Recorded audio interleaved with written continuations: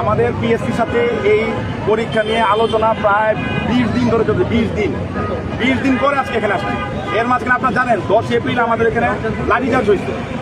আপনারা দেখছেন মিডিয়াতে যে আমাদেরকে যৌথ বাহিনী কীভাবে লাঠিচার্জ করে, এবং সবারই কিন্তু এখানে সফট কপিতে ক্যান্ডিডেটের আপনার হলো যে অ্যাডমিট কার্ড আছে, আমাদের রোল নাম্বার নিয়ে দেখবে যে আমরা আসলে উত্তীর্ণ পরীক্ষার্থী কিনা নাকি শুধু আসছি। এখানে সবাই উত্তীর্ণ পরীক্ষার্থী, কেউ প্রিলি পাস, কেউ লিখিত পাস। উত্তীর্ণ পরীক্ষার্থী ছাড়া কেউ আমাদের মুভমেন্টে জয়েন করতে পারে নাই। যাকেই দেখছি উত্তীর্ণ না, আমরা বের করে দিচ্ছি মুভমেন্ট থেকে। আপনি ওই পিএসসি চেয়ারম্যানের কাছে সমাধান না পেয়ে আপনি প্রধান উপদেষ্টার কাছে স্মারকলিপি দিতে আসছেন, এইখানে আসলে কি হলো? আচ্ছা, এখানে যখন আসলাম, এখানে আমাদেরকে আপনারা দেখতেছেন রমনাজনের যারা পুলিশ কর্মকর্তা আছেন, হ্যাঁ মাসুদ স্যার আছেন, উনি রমনাজনের ডিসি। উনি আমাদেরকে যেটা বললেন যে 5 আগস্টের পরে প্রধান উপদেষ্টা বাসভবন কেন্দ্রিত অনেক মুভমেন্ট হয়েছে, এখন নিয়ম করা হয়েছে এখানে কোনো মুভমেন্ট হবে না এবং কোনো স্মারকলিপি কর্মসূচি এখানে হবে না। আমরা আসলে মানে কোনো প্ল্যান করে আসি নাই, সত্যি কথা। আমরা ওইখানে 7টা পর্যন্ত বসেছিলাম, পিএসসির সামনে আমরা 7টা পর্যন্ত বসেছিলাম যে একটা লোক এসে আমাদের একটু চেয়ারম্যান স্যার এই কমিশন জুলাই বিপ্লবের পরে তো আমাদের কারণে ওনার ওই চেয়ারগুলোতে বসছে।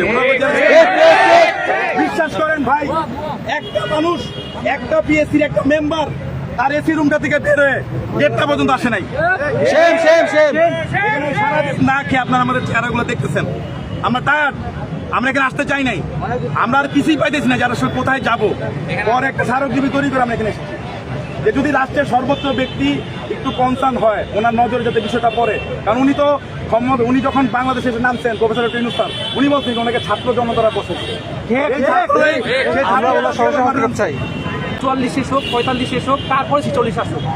46 পরীক্ষা দিব, 46 পরীক্ষা দিয়ে বসে থাকবো। 45-এর লিখিত রেজাল্ট দিছে, 45-এর খাতাগুলো দেখাবার দিকে 46-এর খাতা দেখবে।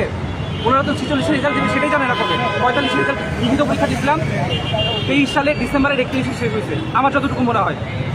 এর থেকে অলমোস্ট 1 বছর 4 মাস হয়ে গেছে, ওনারা রেজাল্ট দিতে পারে নাই।